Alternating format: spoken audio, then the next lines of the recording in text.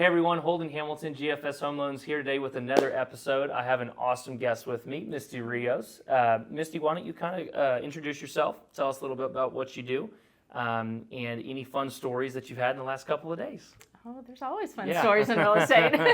My name is Misty Rios, and I have been a realtor for 18 years with Keller Williams. I have a team of 5 members, so we're the River City team. And boy, it seems like every day my team keeps joking that we should have our own reality show. Yeah, because every Yep. day there is something different, Yeah. and we just have some crazy. Crazy So going on right now. I've obviously follow you on Facebook, right? We've talked about social media and how important that is, and I think you do a really good job of, showing the darker side of real estate and showing the lighter side. So, my comment on, any fun stories you've had in the last few days is, if I'm not mistaken, I think you just had the cops called, Yes, right? Okay, yes. all right. Not the first time. Not the first time, yep. And I know that you've had that done a few times. So Right. for those out there, that are watching, that are in the real estate industry, you know how crazy it can get, right? Drama related, non-drama related. Crazy sellers, crazy buyers, whatever it may be. We're here at the end of the day. We're here to serve people, right? And so I mentioned that because I know that you've had those stories and fun things like that. But going back to what the main purpose of this is it's here to help people that may be struggling, right, in the real estate industry. It's here for those that are also doing successful, that want to expand their horizons and grow. And it's also for that newer agent that may just be getting started. And we've had a lot of great feedback over the course of the last 6 months of people that have used some of the tips and tricks in here. And so why don't you kind of give me a background of, I know you've been in real estate 18 years. Give me a background of how much the market has changed since you've been in there. I mean, do you think it's gotten better? Do you think it's gotten worse? What's something that you would change in the market today, in your business today? Give us some, substance on that. So it's been interesting. So I started real estate that 2007, 2008 timeframe when it was kind of like it is right now. Yeah.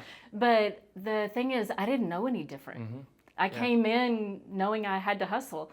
And so I think that's one of the things that's made me successful is I never had it easy at the beginning. I've learned to hustle from day one. And really the market that we're in now is just going back to the basics, going back to that door knocking, the calling, the following up with people. It's very much a relationship business, and having those relationships is what's kept us in business. So a lot of our customers now, our clients now, are repeat and referrals because we've stayed in touch with them 18 years. Forever. Some of them I sold them home 17 years ago when they're calling. So really just creating those relationships. It's not just a transaction. Yes, you get paid at the end, but it's about the people, about what's good for them, and just really staying in touch with them. Yeah. Well, I think you bring up a good point, and that's obviously something that a lot of people have said is it's relationship driven. And I think there's two spectrums, right? I know some very good agents that are very transactional, right? I know some very good agents that are very relational, right? You being one of them. And so I tend to fall, kind of in between, but more so on the relationship side. What I do on the lending side is very transactional a lot of the time, but I always try and build that relationship, especially with, you and the agents that we work with. And I think you brought up a really good point that you never had it easy, right? When you either first got in, and especially now. And I think, I got in the business during COVID, and so I did have it easy.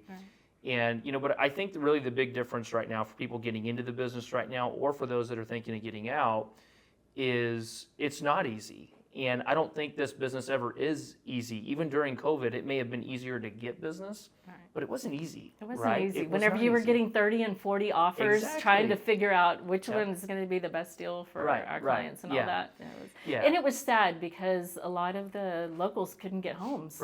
We were getting outbid by people from out of state and, cash offers and everything. So.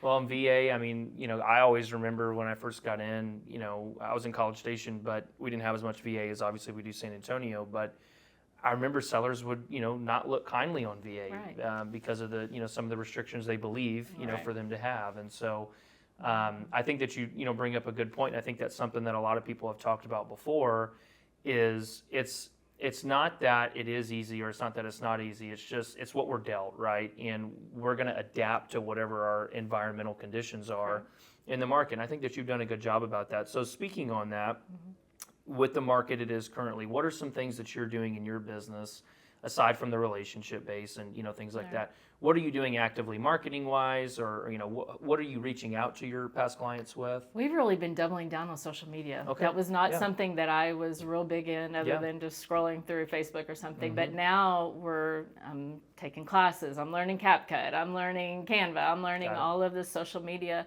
to really be out there and show people that we're a real person. Right. It's not just, here's my house that I'm selling or anything like that. So I even the other day got on AI and created a song regarding one of my listings, so Crazy. just, things out of the box Yeah. that other people aren't doing, Yeah, that they aren't that doing. you're just trying to really just rack your brain all day That'd be long. different. What can Yeah. what can I do to stand out? What can I make this house really, showcase it? And we've really gotten into staging. We weren't doing that before. Now we're actually doing. Any virtual staging or anything like that? We were doing virtual staging for a while, but now I've come to realize with so many homes on the market, people have to walk in Right. and get the wow Yeah. factor, not Yeah. just see it Love that. online. They seeing it online brings them to the house, but then when the house is sitting vacant, they can see every flaw. Right. Yeah. Whenever Good it's point. staged, they Great are point. seeing the furniture and things Yeah. like that. So that's helped a lot.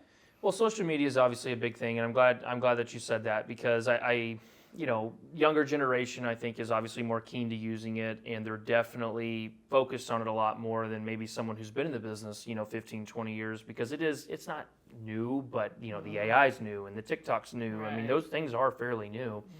And I think that it's, kind of important that everyone embrace that. I was talking to someone the other day about AI, and you're seeing these companies be bought up for billions of dollars, and you're kind of sitting there going, okay, why are these companies buying these smaller companies for billions when they're not doing a whole lot of business, or they're not an industry leader? It's because they're AI leaders. Right. And so your Redfins of the world, your Zillows of the world, with deep pockets are Right. buying these companies that are leaders in AI. And so I know you use it heavily, and I think that everyone should embrace it, and we've talked about that before. I think we're going to have to. Gonna have I don't to. think there's a way around it. Love it or hate it, it's Yeah, the future. here to stay. Yeah, So. well, good. Okay, and so as far as some of those things that you're doing, are you because you got to be careful with AI and being a real person, right? So how are you differentiating the two between using AI and maybe drafting a letter of the heart to your past clients, or something that you're sending out to your past clients? If you're using AI, how are you still making it feel that relationship based rather than transactional? A couple of different ways. Still reaching out by phone and text, Love and it. having Good. that voice-to-voice conversation, because I think that's what a lot of us are missing is the relationship and that voice-to-voice. So yes, I do run some of my letters through AI just to make them sound better, because now I can write them quickly and then clean them up. Yeah. But there's still me at the beginning, with my thoughts, and then AI cleaning it up.